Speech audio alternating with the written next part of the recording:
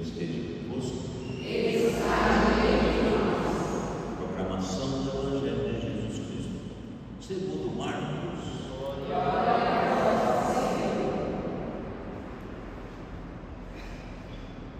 Naquele tempo, Jesus chamou os 12 e começou a enviá-los 2 a 2, dando-lhes poder sobre os espíritos impuros.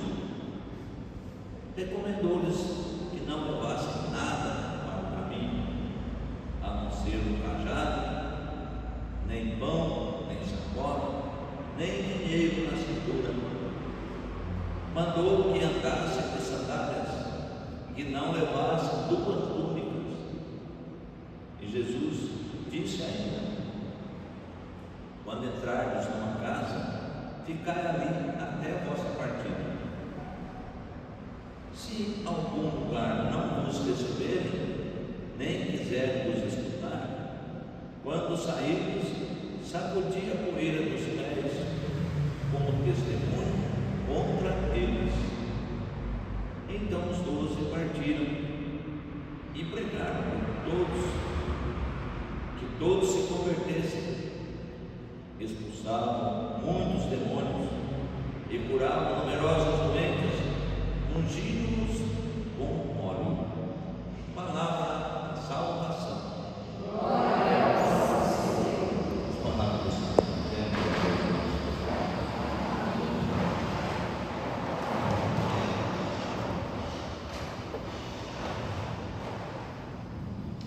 Reverendo Diácono, queridos irmãos e irmãs, hoje, celebrando a memória de Santa Águeda, nós recordamos não só Santa Águeda, mas também todas as virgens e mártires lá do início da era cristã, como Santa Luzia e também Santa Cecília.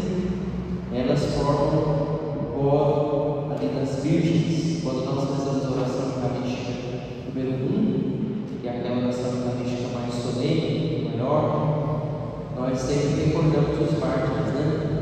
Inês, Cecília, Anastácia, por aí vai. A primeira leitura que nós ouvimos hoje encerra para nós um ciclo. Ao longo dos últimos dias, nós acompanhamos a história do rei Davi. E hoje nós vemos Davi entregando a sua vida. E o reinado de Davi é um reinado perfeito, não completamente, mas quase perfeito, podemos dizer assim. Davi reinou 7 anos em Hebron, 33 em Israel, no total de 40. Esses números não são aleatórios, né?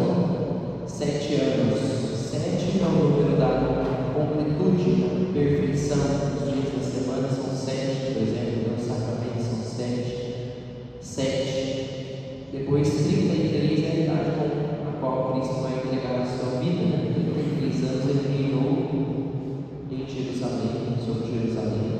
E por fim, 40, que é o período total, também é o número em que o povo de Israel, o número recorda a passagem do povo de Israel pelo deserto até a terra prometida. Então é um número significativo também. E Davi chama o seu filho Salomão e diz para ele algo muito importante. Dá alguns conselhos, inclusive vai dizer, né? Para que ele seja homem e mantenha a sua lealdade, e que na medida que ele for leal, Deus também vai ser leal com ele. O legado de Davi, podemos dizer, não é um reinado. O legado de Davi é a fé em Deus. Seja forte, seja leal. Esse é o legado que Davi deixa para Salomão, e que Salomão, em certa medida, vai buscar cumprir do seu jeito, como um homem também cheio de pecados, de imperfeições, mas Salomão também vai procurar levar a cabo essa lealdade a Deus. Então, o legado de Davi não é o poder, mas é a fé.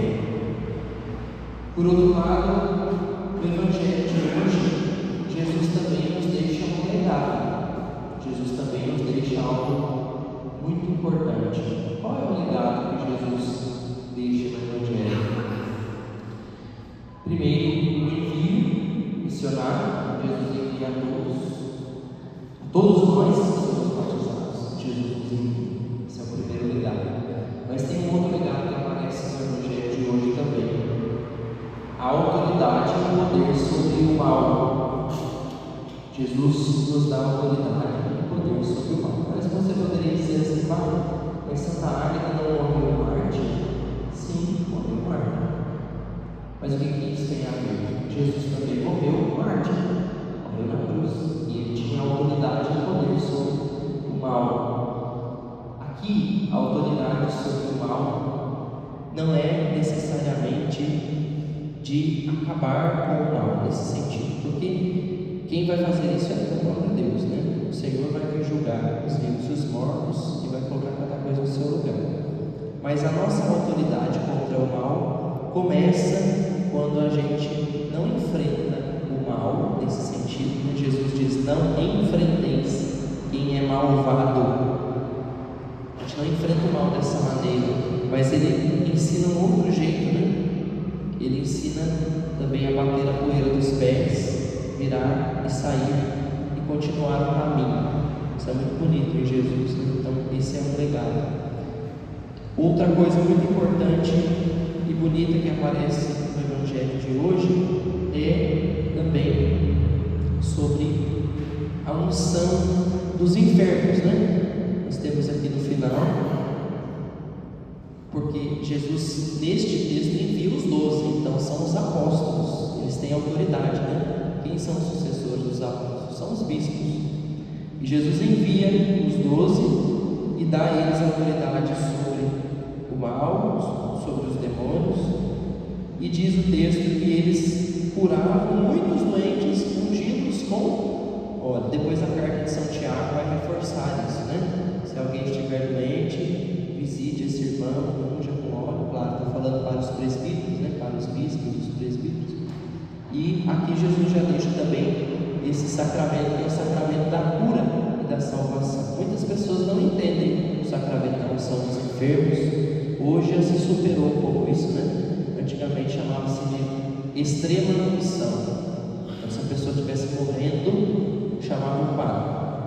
Hoje, não só quando a pessoa está morrendo, mas também quando vai fazer uma cirurgia, quando a pessoa está passando por uma doença, quando precisa de forças, nós somos convidados a receber e a ofertar como padres a unção dos enfermos, que é um sinal visível da graça invisível de Deus que atua na vida do doente e dá forças. Quantas pessoas nós já vimos se levantar das cinzas depois de receberem a unção dos enfermos, né? Com fé. É aquilo que o Evangelho nos últimos dias tem nos dito, né? Nos últimos dias dessa semana.